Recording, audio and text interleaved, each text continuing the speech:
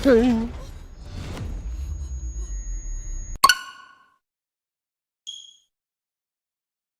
dan juga salam sejahtera. Hai, kembali lagi Kisah Vlog. So, hari ni kita nak tengok trailer Fall 2 Dead Point official trailer.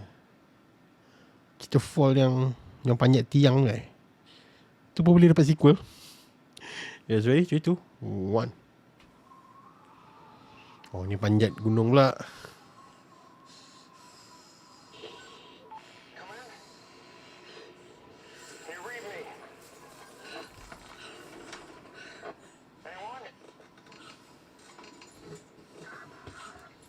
Let me know you can hear me. Come in.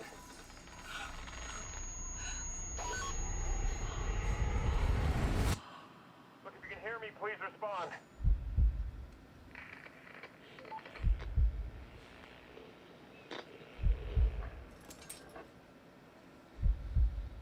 Ui, gayat sial.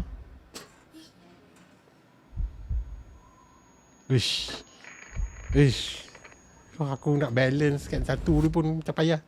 Nak menjalan pula atas tiang. We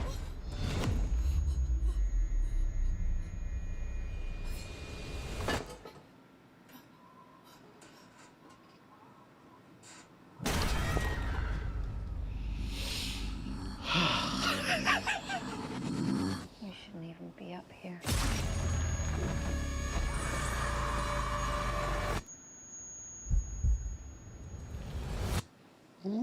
Apa? Banyaknya filem-filem best ni. Looks good.